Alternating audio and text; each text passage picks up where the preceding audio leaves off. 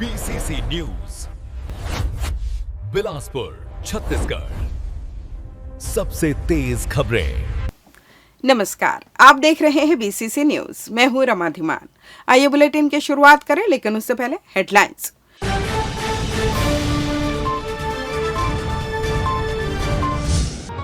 PM Surya Ghar योजना में मिल रहा लाभ, कलेक्टर ने समीक्षा कर दिए निर्देश।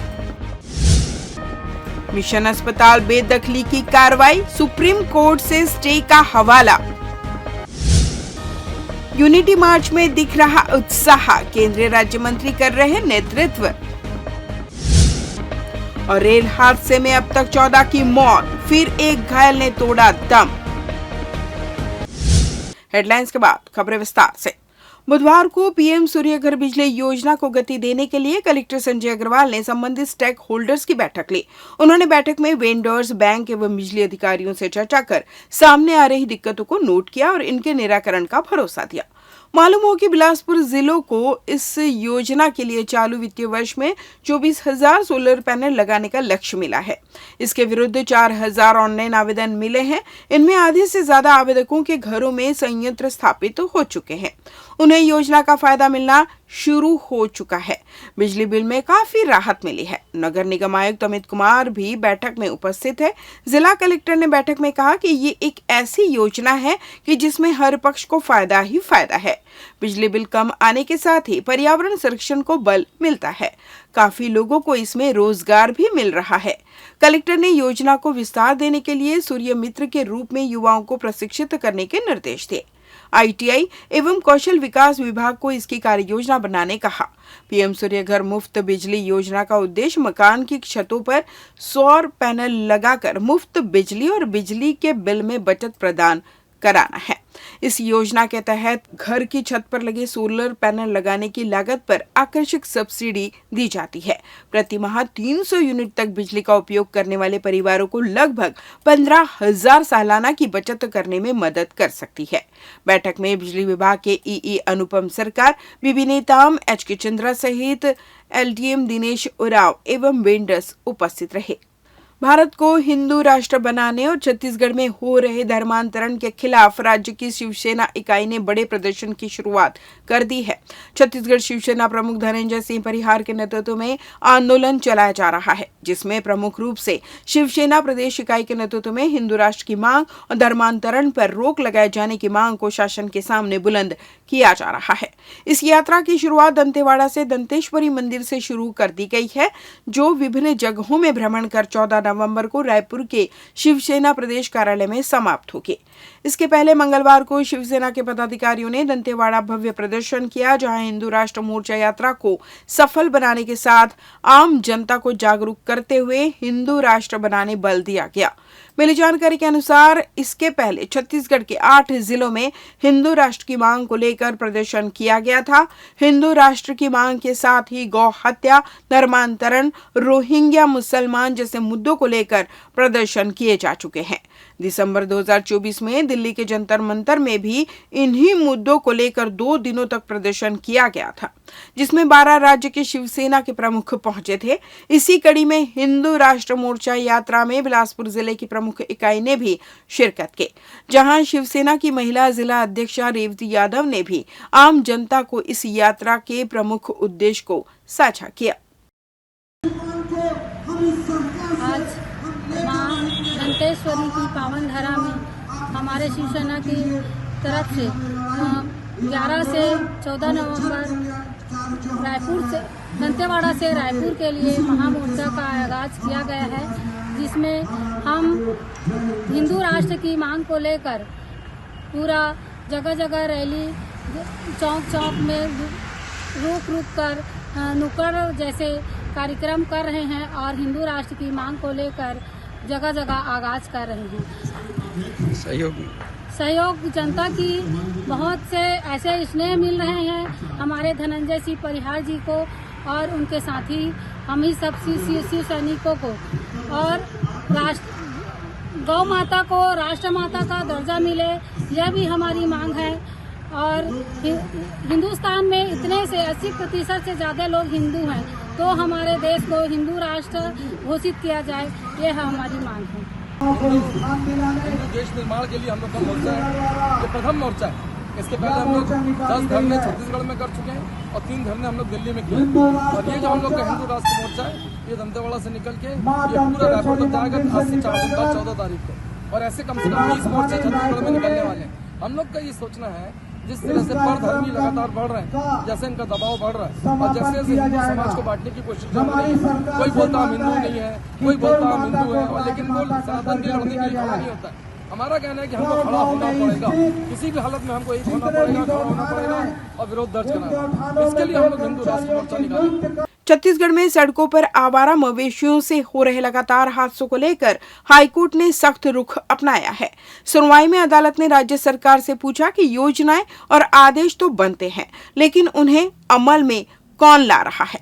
सड़कें अंधेरे में हैं, हादसे रोज हो रहे हैं और अधिकारी सिर्फ रिपोर्ट भेजकर खानापूर्ति कर रहे हैं। मुख्य सचिव द्वारा अदालत में शपथ पत्र देकर बताया गया कि 24 और 25 अक्टूबर को वरिष्ठ अधिकारियों की बैठक में कई अहम फैसले लिए गए।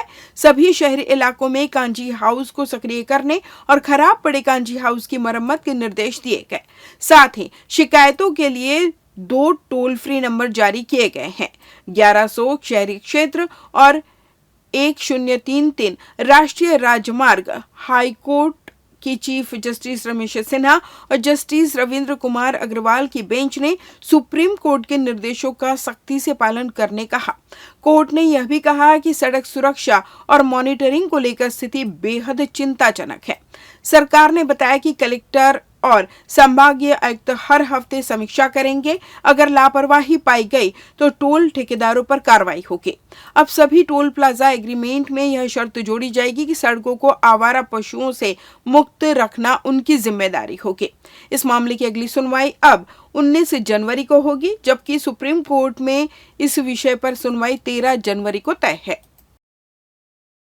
केंद्र सरकार ने आखिरकार 8वें वेतन आयोग का औपचारिक गठन कर दिया। यह आयोग केंद्र सरकार के कर्मचारियों और पेंशन भोगियों के वेतन, पेंशन और भत्तों की समीक्षा करेगा और संशोधन की सिफारिश करेगा। आयोग की सिफारिशों का असर 1 करोड़ से ज्यादा कर्मचारियों और पेंशन भोगियों पर पड़ने की उम्मीद है। इसी बीच छत्तीसगढ़ राज्य के कर्मचारियों द्वारा भी 8वां वेतन आयोग के गठन की मांग करने की सुगबुगाहट शुरू हो गई है। कर्मचारियों का मानना है कि केंद्र और राज्य में एक ही पार्टी की सरकार है। ऐसे में केंद्र सरकार के द्वारा जिस तरह 8वें वेतन आयोग का गठन किया गया है, उसी प्रकार राज्य सरकार को भी इसी व्यवस्था करनी चाहिए, ताकि केंद्र की तरह ही राज्य के कर्मचारियों को बढ़ते हुए महंगाई का लाभ मिल सके।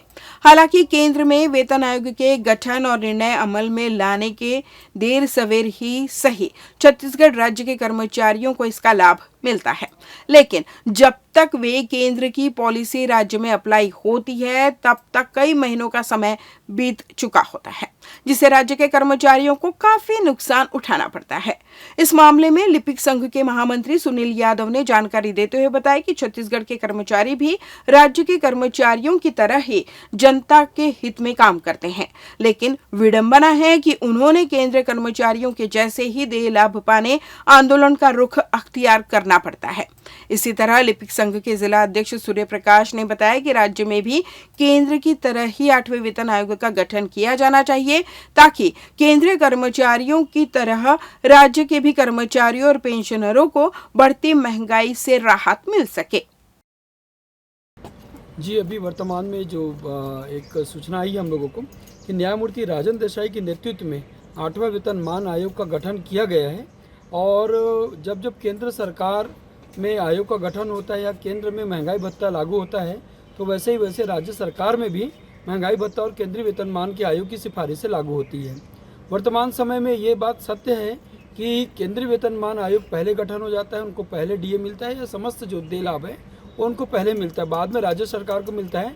और ये तभी मिलता है जब पूरे कर्मचारी एक हो करके बड़े एक आंदोलन की रूपरेखा बनाते हैं, एक आंदोलन करते हैं, शासकीय कार्यालय की जो कामकाज को जब पूरा तरीके से बंद करते हैं। सबसे पहले तो बहुत बड़ी बात है कि केंद्र सरकार की कैबिनेट में केंद्रीय कर्मचारियों एवं पेंशनरों के लिए एक खुशखबरी का विषय है कि उनके लिए 1 जनवरी 2026 से वेतनमान, जो 8वां वेतनमान है, उसको लागू करने के लिए 8वें वेतन आयोग का गठन कर दिया गया है, जिसके सिफारिशें जल्द से जल्द जो है लागू की जाएगी और 1 जनवरी 2026 से केंद्रीय कर्मचारियों को वेतनमान का लाभ और पेंशनरों को भी दिया जाएगा। हम राज्य के कर्मचारी, राज्य शासन से अपील करते हैं कि जल्द से जल्द हमारे छत्तीसगढ़ सरकार में भी राज्य के कर्मचारी एवं पेंशनरों के लिए 8वें वेतन आयोग का गठन करे। बिलासपुर जिले के मिशन अस्पताल का मामला एक बार फिर गर्मा गया है। बता दें, मंगलवार को निगम प्रशासन द्वारा मंगलवार को लीज पर ली गई मिशन अस्पताल की करीब 9 एकड़ जमीन पर कार्रवाई करते हुए यहां बने अवैध मकानों को तोड़ने की कार्रवाई की गई। इस कार्रवाई से करीब 32 परिवार प्रभावित हुए थे। निगम प्रशासन सुबह से ही यहां कार्रवाई शुरू कर दिया था। वहीं अब बुधवार को पीड़ित परिवार मिशन अस्पताल के बाहर जमकर हंगामा करते हुए निगम अधिकारियों के ऊपर गंभीर आरोप लगाते हुए उनके साथ अभद्रता करने की बात कही है। उनका कहना था कि सुप्रीम कोर्ट के स्टे के बाद भी मिशन अस्पताल परिसर में बने हॉस्टल को तोड़ने की कार्रवाई की जा रही है। पीड़ित परिवार का आरोप है कि 2 घंटे का समय मांगा गया था, उसे भी नहीं दिया गया। वहीं विवाद को बढ़ता देख मिशन अस्पताल रोड में भारी बल तैनात किया गया था। इस मामले में निगम कमिश्नर अमित कुमार ने कहा उन्हें किसी भी प्रकार का स्टे ऑर्डर नहीं मिला है, इसलिए कार्रवाई जारी है। अगर हाई कोर्ट या सुप्रीम कोर्ट से स्टे ऑर्डर मिलता है तो तत्काल कार्रवाई रोक दी जाएगी। अधिकारी को मैंने बता दिया है कि मौखिक रूप से हमको स्टे मिल चुका है, ये हमसे हार्ड कॉपी मांगा जा रहा है। तो मैंने कलेक्टर को प्रतिवेदन दिया है कि इस चीज़ को रोका जाए। तो निगम आयुक्त का कहना ये है कि कलेक्टर समझे इसको। मैंने सिर्फ 2 घंटा का आग्रह किया है कि 2 घंटे के लिए जेसीबी रोका जाए, यह उसकी कॉपी है। मैंने कलेक्टर को बता दिया है कि हमको ऑर्डर मिलने के बाद भी, स्टे मिलने के बाद भी यहाँ पे तोड़ फोड़ का कार्य जारी है, सुन ही नहीं रहे हैं।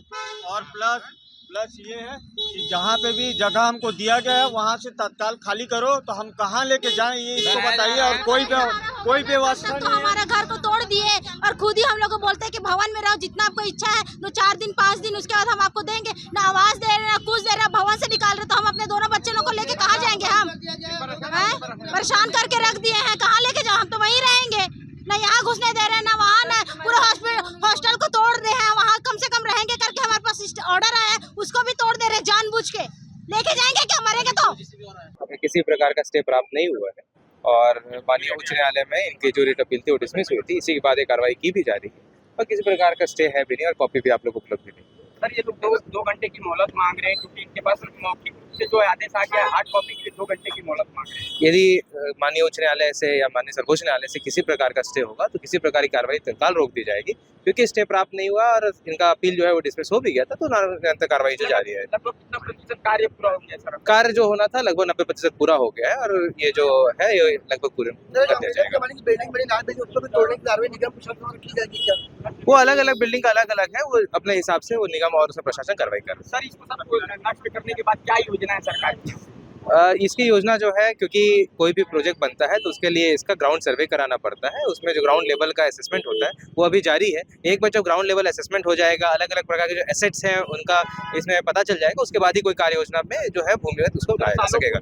मंगलवार को मंगला में राउतनाचा महोत्सव का आयोजन धूमधाम से किया गया, जिसमें मुख्य अतिथि के रूप में डिप्टी सीएम अरुण साव, बेलतरा विधायक सुशांत शुक्ला, कोटा विधायक अटल श्रीवास्तव सहित शिवसेना की महिला अध्यक्षा रेवती यादव सहित समाज के प्रमुख पदाधिकारी मौजूद रहे। इस दौरान डिप्टी सीएम अरुण साव ने यादव समाज के भवन के लिए 25 लाख रुपए देने की घोषणा की।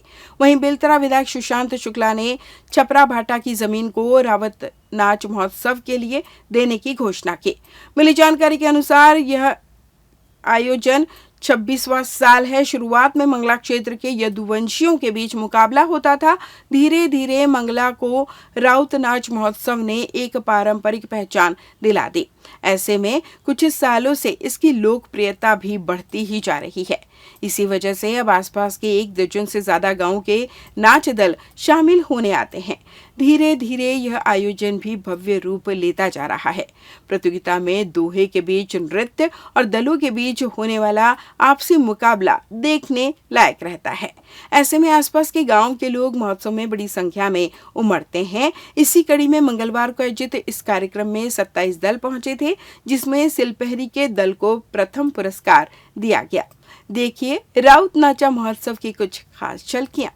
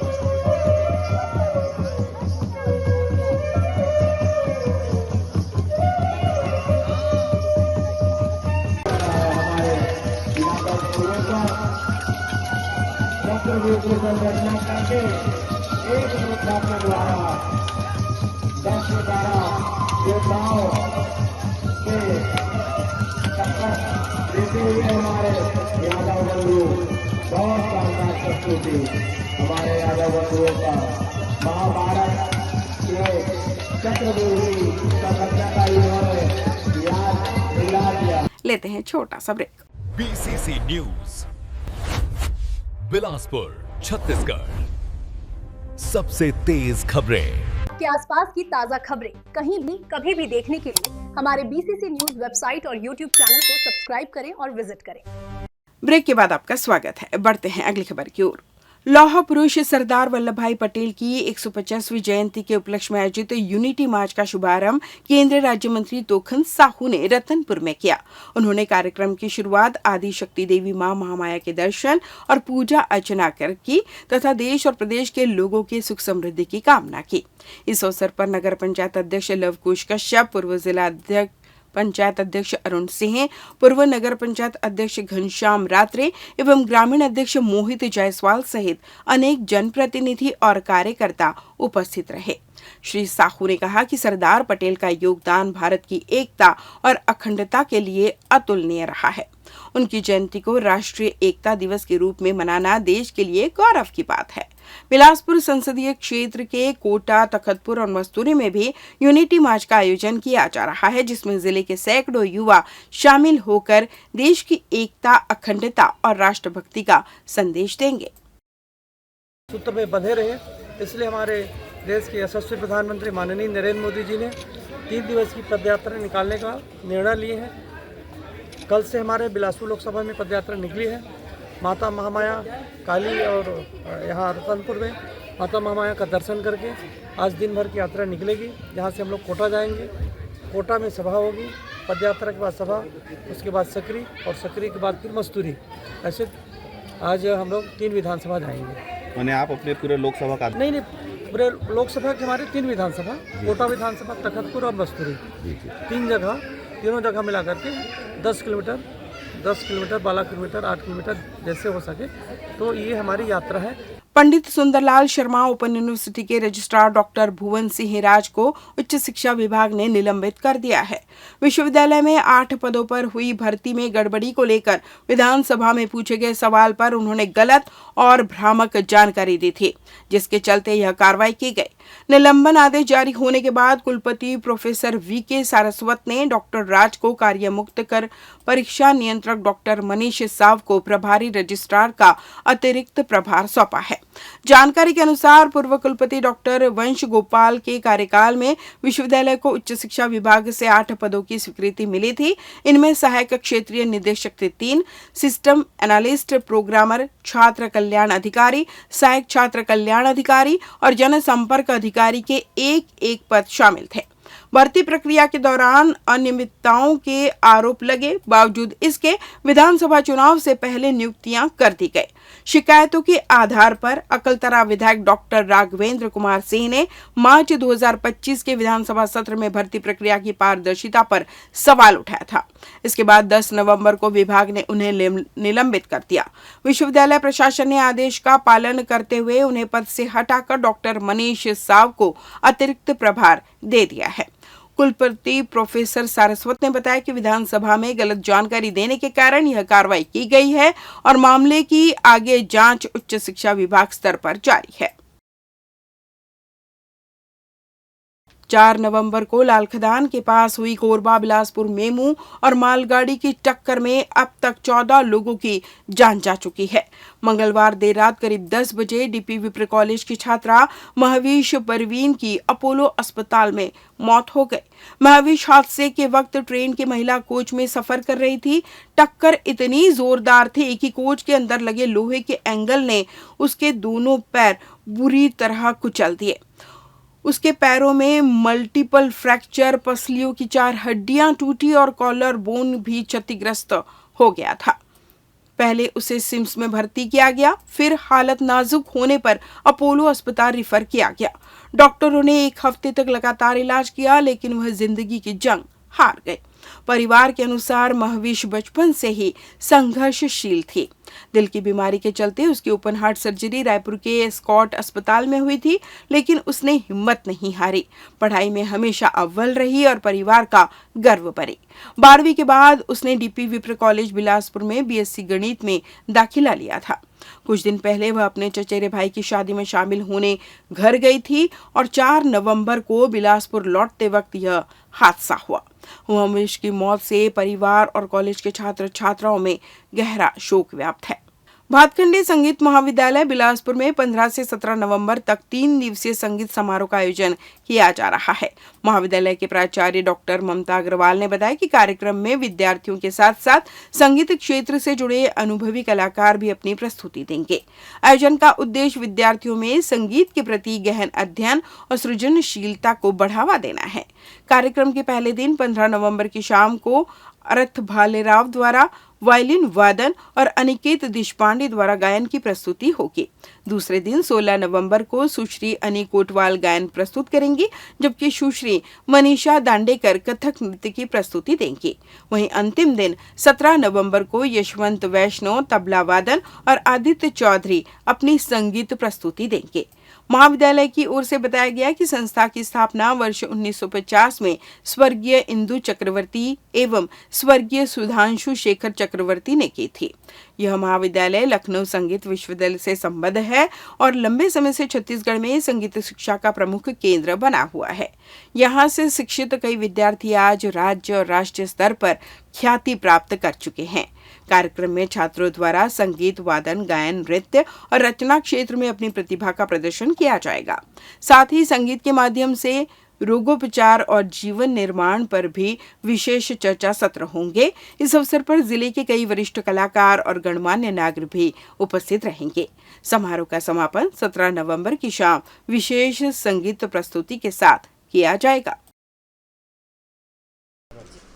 ये भातखंडे संगीत महाविद्यालय बिलासपुर में स्थित है और ये कॉलेज जो है ये 75 साल अपने पूरे कर लिया है और 76वें वर्ष में प्रवेश किया है। और इसके तहत हम इस महाविद्यालय का हीरक जयंती समारोह मना रहे हैं और हीरक जयंती समारोह में त्रिदिवसीय कार्यक्रम जो है वो आयोजित है, जिसमें गायन, वादन, नृत्य के, संगीत के कलाकार उपस्थित रहेंगे और ये हीरक जयंती के उपलक्ष्य में ये कार्यक्रम आयोजित है। कब आयोजित किया गया? ये कार्यक्रम 15, 16, 17 को नवंबर में लखीराम प्रेक्षागृह में ये कार्यक्रम आयोजित है। हमारा भातखंडे संगीत महाविद्यालय इस वर्ष 75 साल पूरे करके 76वें वर्ष में प्रवेश कर रहा है। पिछले 40 साल से मैं और डॉक्टर साहब इसे चला रहे हैं, जिसमें अजय का सहयोग हमको हमेशा प्राप्त हुआ है। अजय श्रीवास्तव हमारे से करीब 20-25 साल से इस महाविद्यालय से जुड़े हैं। जो इस कार्यक्रम के प्रायोजक हैं उनमें से एक हैं। इस कार्यक्रम को आयोजित करने में, जैसा कि आपको पता है कि एक छोटे से कॉलेज के लिए बड़ी बात है, तो हमारे प्रायोजक भी हैं, जिसमें आधारशिला बिल्डर्स और क्रेडाई बिलासपुर और अर्पा मेडिसिटी जो हॉस्पिटल है, वो लोग भी हमको कुछ सहायता कर रहे हैं। भातखंडे संगीत महाविद्यालय अपने आप में एक बिलासपुर की धरोहर के रूप में देखा जा सकता है। संगीत का महत्व हर व्यक्ति के जीवन में पड़ता है और हम अपने जीवन को परिष्कृत कर सकते हैं। और ऐसी परंपरागत संस्थाओं द्वारा 75 वर्ष पहले जो संस्था स्थापित हुई है, आज भी वो चल रही है। इसका मतलब उसके मूल में कुछ ठोस चीज़ें हैं, तभी वह निरंतरता को प्राप्त कर पाती है। और इस 75वें वर्ष में जो समारोह आयोजित किया जा रहा है, मुझे लगता है देश के सर्वश्रेष्ठ कलाकार जो शास्त्रीय संगीत से जुड़े हुए हैं, वादन से जुड़े हुए हैं, नृत्य से जुड़े हुए हैं, वो इस आयोजन में आ रहे हैं। तो भगवान बिरसा मुंडा जी की 150वीं जयंती के अवसर पर 15 नवंबर शनिवार को बिलासपुर में जनजाति समाज द्वारा भव्य आयोजन किया जा रहा है। इस कार्यक्रम में प्रदेश के मुख्यमंत्री, जो स्वयं जनजातीय समाज से हैं, मुख्य अतिथि के रूप में शामिल होंगे। आयोजन में लगभग 10,000 से अधिक लोगों के शामिल होने का अनुमान लगाया जा रहा है। कार्यक्रम की शुरुआत सुबह 10 बजे आदिवासी छात्रावास बुद्धदेव स्थल से रैली के रूप में होगी। यह रैली नेहरू नगर, गोल बाजार, पुराना बस स्टैंड, अग्रसेन चौक और राजा रघुराज सिंह स्टेडियम के सामने से होते हुए पुलिस ग्राउंड पहुंचेगी, जहां आम सभा के रूप में परिवर्तित होगी। इस दौरान जनजातीय समाज की परंपरागत संस्कृति, पूजा पाठ, रीति नीति और लोक नृत्य की झलक देखने को मिलेगी। आयोजन समिति का कहना है कि इस कार्यक्रम का उद्देश्य समाज की संस्कृति और परंपरा को नई पीढ़ी तक पहुंचाना है। इसके साथ ही राष्ट्रीय स्तर पर मेडल जीतने वाले जनजातीय युवाओं को सम्मानित किया जाएगा। वहीं समाज के वरिष्ठ और समाज सेवा में अपना जीवन समर्पित कर चुके व्यक्तियों का भी मंच से सम्मान किया जाएगा। कार्यक्रम में जनजातीय गौरव, एकता और सांस्कृतिक धरोहर की झलक देखते ही बनेगी।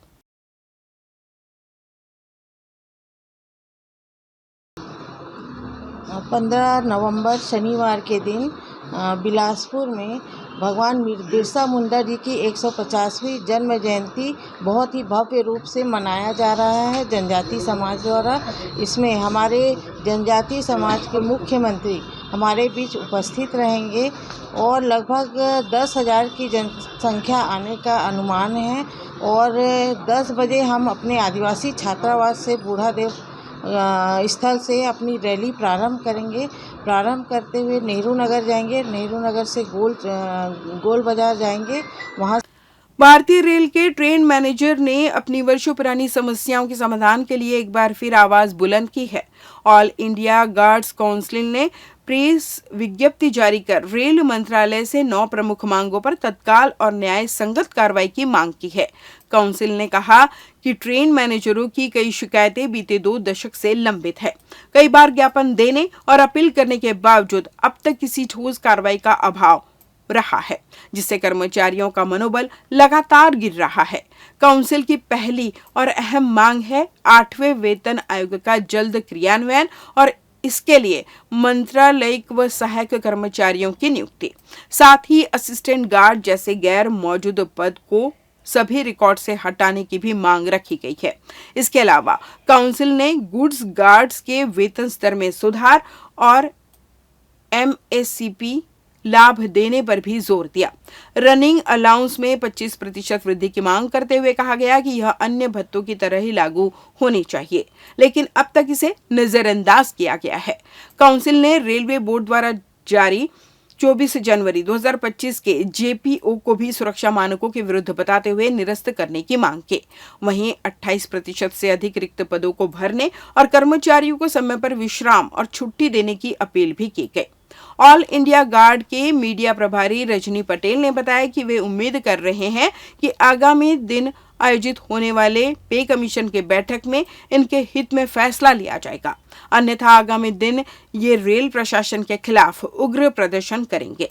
काउंसिल ने अंत में कहा कि रनिंग अलाउंस पर आयकर छूट सीमा को 10,000 से बढ़ाकर 50,000 रुपए किया जाए, ताकि कर्मचारियों की वास्तविक आय पर कर का बोझ ना पड़े। संगठन ने चेतावनी दी है कि अगर इन मुद्दों पर जल्द निर्णय नहीं लिया गया तो रेलवे कर्मचारियों के बीच असंतोष और बढ़ेगा। हम लोग प्रेस क्लब पहुंचे, इसका एक हम लोग तो एक्चुअली हमको यहाँ आना नहीं था, है ना। हम लोग तो सोच रहे थे कि रेल प्रशासन के पास कई बार चले जाए, वहीं से हमारी समस्याएं सुलझ जाए, पर हमने रेल प्रशासन पे मतलब कि नीचे के स्तर से रेलवे बोर्ड स्तर तक आइदर PMO तक भी हमने डिफरेंट मांगों को लेकर के गए हैं, लेकिन उसमें 90% मांगे हमारे अभी तक लंबित है, जो पिछले 5th पे कमीशन से चली आ रही है। मतलब 20 साल से हमारी मांगों को दरकिनार किया जा रहा है, और जबकि हमारे से काम दिन पर दिन बढ़ाया जा रहा है। ट्रैफिक बढ़ रहा है तो डेफिनेटली हमारा काम बढ़ रहा है, हमारे ऊपर मेंटल प्रेशर और फिजिकल प्रेशर बढ़ रहा है, लेकिन हमारी डिमांड्स को पूरा नहीं किया। हमारा भी दिया, मैं आपको बता दे रहा हूँ, मैं आपको बता देता हूँ। हमारी मुख्य समस्याएं जो है, एक तो हमारे जो वेतन विसंगतियाँ हैं उसके ऊपर में है, और दूसरी जो है कि जो संरक्षा का अवहेलना हो रही है उसके ऊपर में है,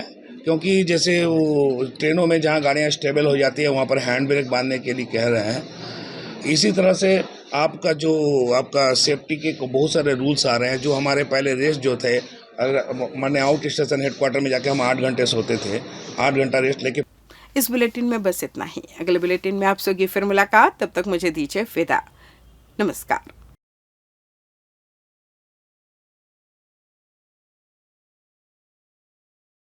BCC न्यूज बिलासपुर छत्तीसगढ़। सबसे तेज खबरें। के आसपास की ताजा खबरें कहीं भी कभी